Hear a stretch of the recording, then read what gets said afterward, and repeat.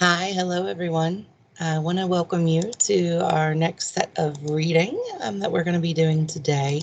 And so, for the next month or two, we are going to be reading Scott Odell's Island of the Blue Dolphins.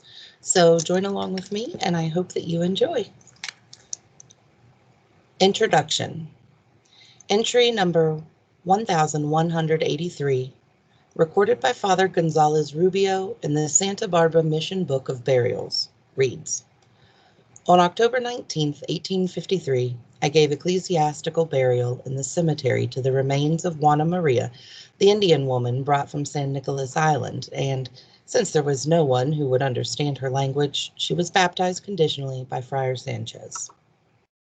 Thus she became known to history as Juana Maria. It had never been her name. Sometimes, too, she is called the Lone Woman of San Nicolas, but most often she is remembered now as Carina, the name that Scott Odell gave to her when he wrote her story. Sadly, she was never able to tell that story herself, for her language was one that no one could comprehend. So the details were pieced together, guessed at, fabricated, romanticized at times, embroidered in the retellings. What is known is this: for thousands of years, the Nicolino tribe had lived peacefully on a 3 by 9 mile island about 70 miles off the coast of Southern California. In 1811, a Russian-American trading company, led by an American captain, hired a group of Alaskan Aleuts and deposited them on the island of San Nicolas to hunt sea otters, whose pelts were highly prized. When the native Nicolinos objected, they were massacred. Some accounts say that the Aleuts then left the island. Others speculate that they were killed by the women whose husbands they had slaughtered. By 1835, there were very few of the original natives left on San Nicolas, and those who remained, it is generally agreed, were all but one female. The woman who was later to be baptized on her deathbed with the name Juana Maria would have been one of these. The Santa Barbara Mission sponsored a rescue operation and sent a schooner and its crew to collect the few remaining Nicolinos for their own safety. They grouped the small band of natives on the beach and then took them aboard the ship. But they left one woman behind. The versions of why this happened vary. The simplest: a storm was coming.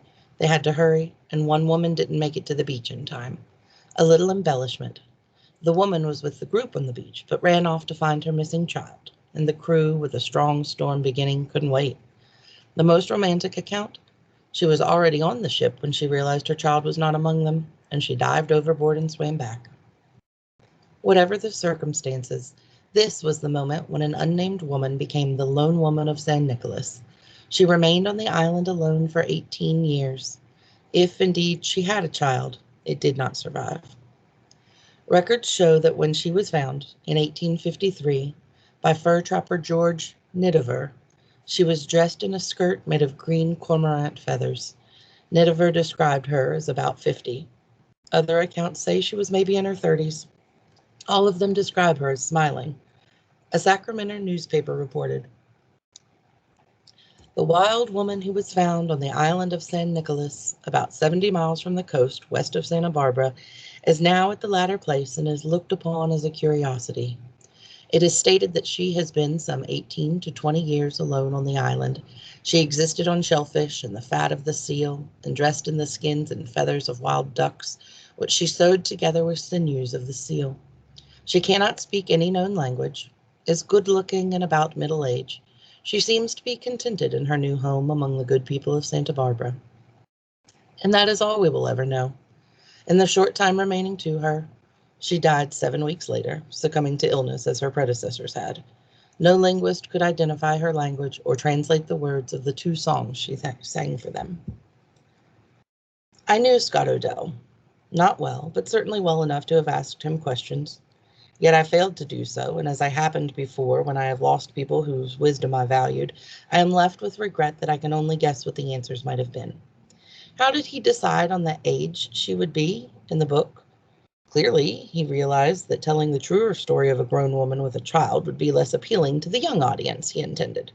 And so he began with "My brother Ramo was a little boy, only half my age," which was 12. A young girl, still a child herself, she laughs at her older sister who paints her face with the emblem of a not yet married woman and calls her vain. The protagonist faces the challenges of growing up that all 12-year-olds do. What a heartbreak to have to face them all alone, without peers or parents, without guidance or counsel. And how would he compress the 18 years of her isolated life into a compact and coherent story? Mr. Odell masterfully lulls the reader into what I can only describe as island time.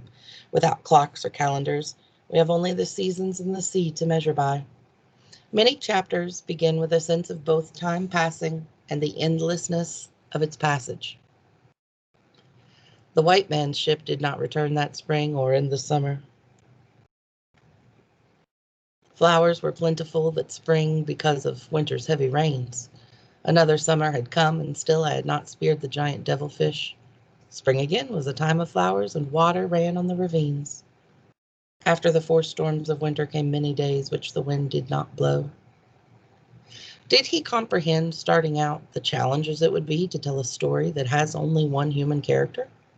Most of us rely on dialogue and relationships to help define the people in our books, to portray their change and growth. Yet after the death of the protagonist's brother, the reader must depend entirely on the interior voice of a solitary, uneducated girl. The author makes that voice so clear, so convincing that we learn and mature as she does. I wondered what would happen to me if I went against the law of our tribe, which forbade the making of weapons by women. If I did not think of it at all and made those things which I must have to protect myself. And, too, he has created characters and company out of wild creatures and the natural landscape itself.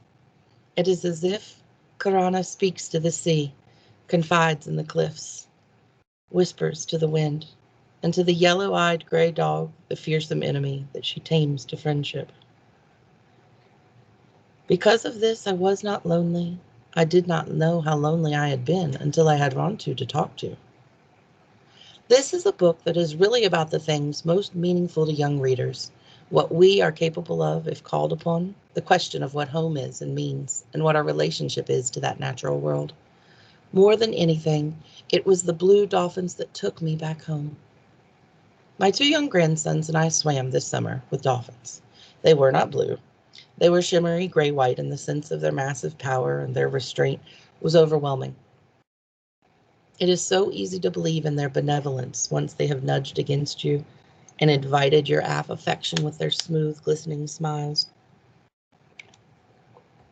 Rereading Island of the Blue Dolphins, I could believe in their blueness, too, and the foaming patterns that they wove in the sea as they guided the boat through the bright water. The blue dolphins left me shortly before dusk. They left as quickly as they had come, going out into the west, but for a long time I could see the last of the sun shining on them. After night fell, I could still see them in my thoughts. Me too. Thank you, Scott Odell. Written by author Lois Lowry, Cambridge, Massachusetts. Now, Island of the Blue Dolphins. Chapter 1. I remember the day the Aleut ship came to our island.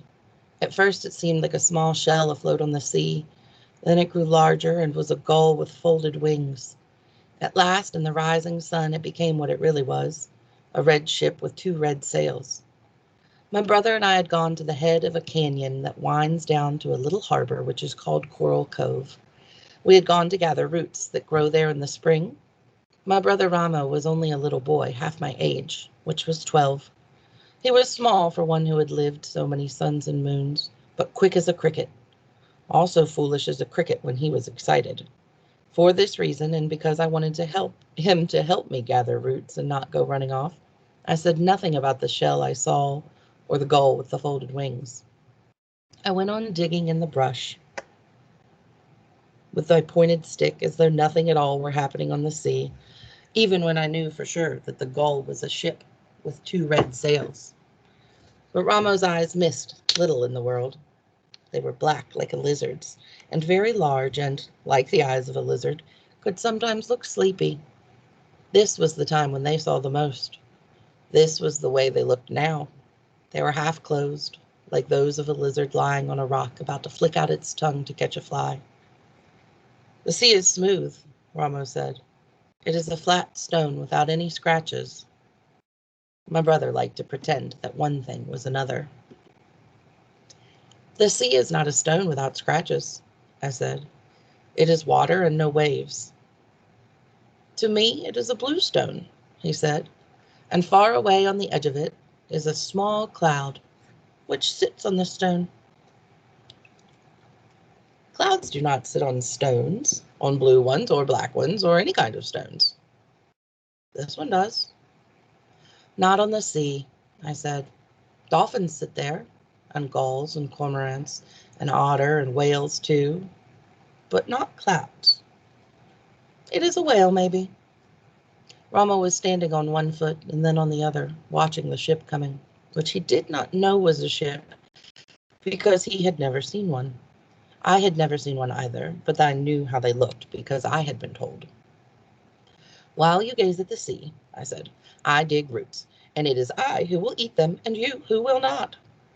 Ramo began to punch the earth with his stick, but as the ship came closer, its sails showing red through the morning mist, he kept watching it, acting all the time as if he were not. Have you ever seen a red whale? He asked. Yes, I said, though I never had. Those I have seen are gray. You are very young and have not seen everything that swims in the world. Ramo picked up a root and was about to drop it into the basket. Suddenly his mouth opened wide and then closed again. A canoe, he cried. A great one, bigger than all of our canoes together, and red. A canoe or a ship, it did not matter to Ramo. In the very next breath, he tossed the root in the air and was gone, crashing through the brush, shouting as he went. I kept on gathering roots, but my hands trembled as I dug in the earth, for I was more excited than my brother. I knew that it was a ship there on the sea and not a big canoe. And that ship could mean many things. I wanted to drop the stick and to run too, but I went on digging roots because they were needed in the village. By the time I filled the basket, the Aleut ship had sailed around the wide kelp bed that encloses our island and between the two rocks that guard Coral Cove. Word of its coming had already reached the village of Galasset. Carrying their weapons, our men sped along the trail which winds down to the shore. Our women were gathering on the edge of the mesa. I made my way through the heavy brush and moving swiftly down the ravine until I came to the sea cliffs. There I crouched on my hands and knees. Below me lay the cove. The tide was out and the sun shone on the white sand of the beach. Half the men from our village stood at the water's edge. The rest were concealed among the rocks at the foot of the trail, ready to attack the intruders should they prove unfriendly. As I crouched there in the toyon bushes, trying not to fall over the cliff, trying to keep myself hidden and yet to see and hear what went on below me, a boat left the ship. 6 men with long oars were rowing. Their faces were broad, and shining dark hair fell over their eyes. When they came closer, I saw they had bone ornaments thrust through their noses. Behind them in the boat stood a tall man with a yellow beard. I had never seen a Russian before, but my father had told me about them, and I wondered, seeing the way he stood with his feet set apart and his fists on his hips, and looked at the little harbor as though it already belonged to him, if he were one of those men from the north whom our people feared. I was certain of it when the boat slid into the shore and he jumped out, shouting as he did so. His voice echoed against the rock walls of the cove. The words were strange, unlike any I had ever heard. Slowly then he spoke in our tongue. I come in peace and wish to parley, he said to the men on the shore. None of them answered, but my father, who was one of those hidden among the rocks, came forward down the sloping beach. He thrust his spear into the sand. I am the chief of Galasat, he said. My name is Chief Chawig. I was surprised that he gave his real name to a stranger. Everyone in our tribe has 2 names. The real one, which was secret and was seldom used, and one which was common, for if people use your secret name, it becomes worn out and loses its magic. Thus I was known as Wanapale, which means the girl with the long black hair, though my secret name is Karana. My father's secret name was Chawig. Why he gave it to a stranger, I do not know. The Russian smiled and held up his hand, calling himself Captain Orlov. My father also held up his hand. I could not see his face, but I doubted that he smiled in return. I have come with 40 of my men, said the Russian. We come to hunt sea otter. We wish to camp on your island while we are hunting. My father said nothing. He was a tall man, though not so tall as Captain Orlov, and he stood with his bare shoulders thrown back, thinking about what the Russians had said. He was in no hurry to reply because the Aleuts had come before to hunt otter. That was long in the past, but my father still remembered them. You remember another hunt, Captain Orlov said when my father was silent. I have heard of it too. It was led by Captain Mitrif, who was a fool and is now dead. The trouble arose because you and your tribe did all of the hunting. We hunted, said my father. But the one you call a fool wished us to hunt from one moon to the next, never ceasing. This time you will need to do nothing, Captain Orlov said. My men will hunt, and we will divide the catch. 1 part for you to be paid in goods, and 2 parts for us. The parts must be equal, my father said. Captain Orlov gazed off toward the sea. We can talk of that later when my supplies are safe ashore, he replied. The morning was fair with little wind, yet it was the season of the year when storms could be looked for, so I understood why the Russian wished to move on to our island. It is better to agree now, said my father. Captain Orlov took 2 long steps away from my father, then turned and faced him. 1 part to you is fair, since the work is ours, and ours the risk. My father shook his head. The Russian grasped his beard. Since the sea is not yours, why do I have to give you any part? The sea which surrounds the island of the Blue Dolphins belongs to us, answered my father. He spoke softly as he did when he was angry. From here to the coast of Santa Barbara, 20 leagues away? No, only that which touches the island and where the otter live. Captain Orlov made a sound in his throat. He looked at our men standing on the beach and toward those who had now come from behind the rocks. He looked at my father and shrugged his shoulders. Suddenly he smiled, showing his long teeth.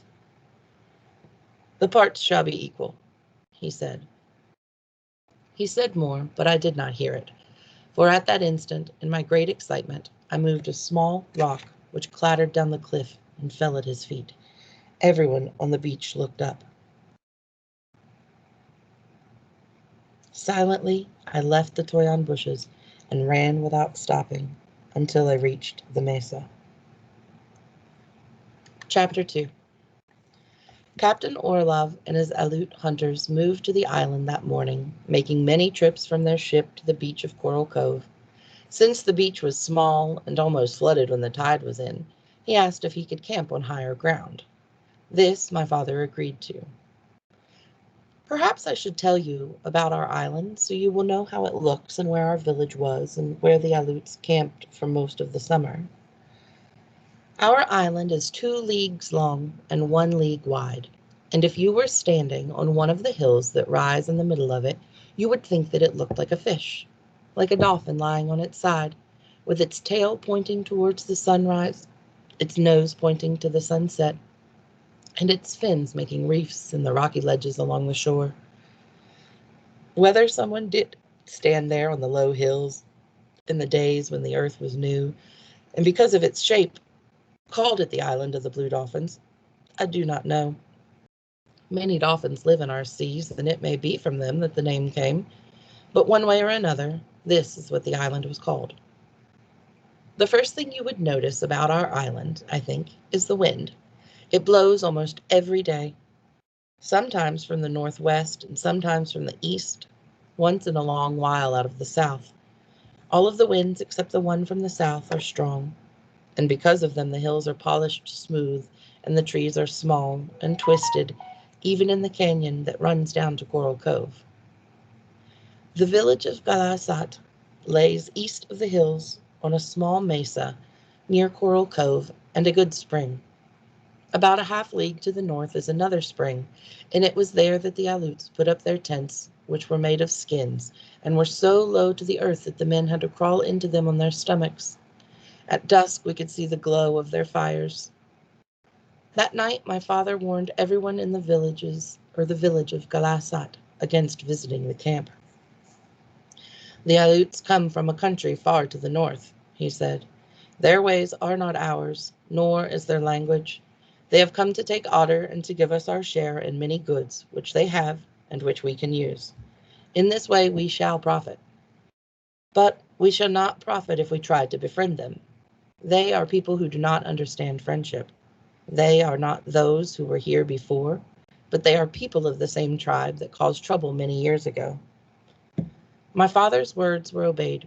We did not go to the Aleut camp, and they did not come to our village. But this is not to say that we did not know what they did, what they ate, and in what way they cooked it, how many otters were killed each day, and other things as well. For someone was always watching from the cliffs while they were hunting, or from the ravine when they were in camp. Ramo, for instance, brought news about Captain Orlov.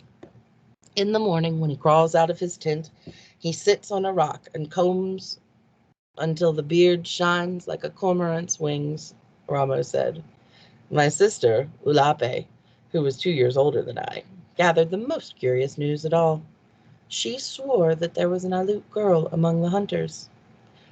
She is dressed in skins just like the men, Alupe said, but she wears a fur cap, and under the cap she has thick hair that falls to her waist. No one believed Ulape. Everyone laughed at the idea that hunters would bother to bring their wives with them. The Aleuts also watched our village. Otherwise, they would not have known about the good fortune which befell us soon after they came. It happened this way.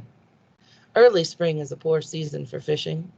The heavy seas and winds of winter drive the fish into deep water where they stay until the weather is settled and where they are hard to catch. During this time, the village eats sparingly, mostly from the stores of seeds harvested in autumn. Word of our good fortune came on a stormy afternoon, brought by Ulape, who was never idle. She had gone to a ledge on the eastern part of the island, hoping to gather shellfish. She was climbing a cliff on the way home when she heard a loud noise behind her. At first, she did not see what had caused the noise. She thought that it was the wind echoing through one of the caves and was about to leave when she noticed silvery shapes on the floor of the cove. The shapes moved, and she saw that it was a school of large white bass, each one as big as she was. Pursued by killer whales, which prey upon them when seals are not to be found, the bass had tried to escape by swimming toward shore. But in their terror, they had mistaken the depth of the water and had been tossed onto the rocky ledge. Ulape dropped her basket of shellfish and set out for the village, arriving there so out of breath that she could only point in the direction of the shore. The women were cooking supper, but all of them stopped and gathered around her, waiting for her to speak. A school of white bass, she finally said. Where? Where? Everyone asked. On the rocks, a dozen of them, perhaps more than a dozen. Before Ulapi had finished speaking, we were running toward the shore, hoping that we would get there in time and that the fish had not flopped back into the sea, or that a chance wave had not washed them away. We came to the cliff and looked down. The school of white bass was still on the ledge, glistening in the sun. But since the tide was high and the biggest waves were already lapping at the fish, there was no time to lose. One by one, we hauled them out of the reach of the tide. Then 2 women carrying a single fish, for they were all of about the same size and heavy, we lifted them up the cliff and brought them home. There were enough for everyone in our tribe for supper that night and the next. But in the morning, 2 Aleuts came to the village and asked to speak to my father. You have fish, one of them said. Only enough for my people, my father answered. You have 14 fish, the Aleut said. 7 now, because we ate 7. From 7, you can spare 2. There are 40 in your camp, my father replied, and more than that of us. Besides, you have your own fish, the dried ones that you brought. We tire of that kind, the Aleut said. He was a short man who only came to my father's shoulders, and he had small eyes like black pebbles and a mouth like the edge of a stone knife. The other Aleut looked very much like him. You are hunters, my father said. Go and hunt your own fish if you are tired of what you are now eating. I have my people to think of. Captain Orlov will hear that you refuse to share the fish. Yes, tell him, my father said, but also why we refuse. The Aleut grunted to his companion, and the two of them stalked off on their short legs across the sand dunes that lay between the village and their camp. We ate the rest of the white bass that night, and there was much rejoicing. But little did we know, as we ate and sang, and the older men told stories around the fire, that our good fortune would soon bring trouble to Galasat. Chapter 3. The wide beds of kelp which surround our island on three sides come close to the shore and spread out to the sea for a distance of a league. In these deep beds, even on days of heavy winds, the Aleuts hunted. They left the shore at dawn in their skin canoes and did not return until night, towing after them the slain otter. The sea otter, when it is swimming, looks like a seal, but it is really very different. It has a shorter nose than a seal, small webbed feet instead of flippers, and fur that is thicker and much more beautiful. It is also different in other ways. The otter likes to lie on its back in the kelp beds, floating up and down to the motion of the waves, sunning itself or sleeping. They are the most playful animals in the sea. It was these creatures that the Aleuts hunted for their pelts. From the cliff I could see the skin canoes darting here and there over the kelp beds, barely skimming the water, and the long spears flying like arrows. At dark the hunters brought their catch into Coral Cove, and there on the beach the animals were skinned and fleshed. Two men who also sharpened the spears did this work, laboring far into the night by the light of seaweed fires. In the morning the beach would be strewn with carcasses, and the waves red with blood. Many of our tribe went to the cliff each night to count the number killed during the day. They counted the dead otter and thought of the beads and other things that each pelt meant. But I never went to the cove, and whenever I saw the hunters with their long spears skimming over the water, I was angry, for these animals were my friends. It was fun to see them playing or sunning themselves among the kelp. It was more fun than the thought of beads to wear around my neck. This I told my father one morning. There are scarcely a dozen left in the beds around Coral Cove, I said. Before the Aleuts came, there were many. Many still live in other places around the island, he replied, laughing at my foolishness. When the hunters leave, they will come back. There will be none left, I said. The hunters will kill them all. This morning they hunt on the south. Next week they move to another place. The ship is filled with pelts. In another week the Aleuts will be ready to go. I was sure that my father thought they would leave soon, for 2 days before he had sent some of our young men to the beach to build a canoe from a log which had drifted in from the sea. There are no trees on the island except the small ones stunted by the wind. When a log came ashore, as happened once in a long time, it was always carried to the village and worked on, where a chance wave could not wash it away.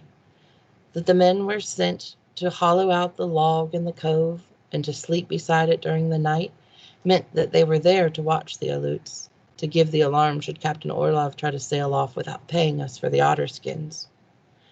Everyone was afraid he might, so besides the men in the cove who watched the Aleut ship, others kept watch on the camp. Every hour someone brought news. Lape said that the Aleut woman spent a whole afternoon cleaning her skin aprons, which she had not done before while she had been there. Early one morning, Ramo said that he had just seen Captain Orlov carefully trimming his beard so that it looked the way it did when he first came. The Aleuts, who sharpened the long spears and stopped this work, and gave all their time to skinning the otter which were brought at dusk. We in the village of Galasat knew that Captain Orlov and his hunters were getting ready to leave the island. Would he pay us for the otter he had slain, or would he try and sneak away in the night? Would our men have to fight for our rightful share?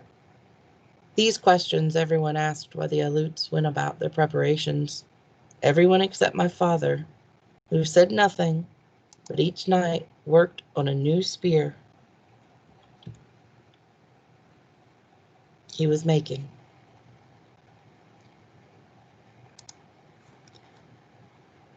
All right, guys. Thank you for listening to the introduction in chapters 1 through 3. We'll join again for our next chapter in a couple days. Thanks so much. Have a great day, everybody.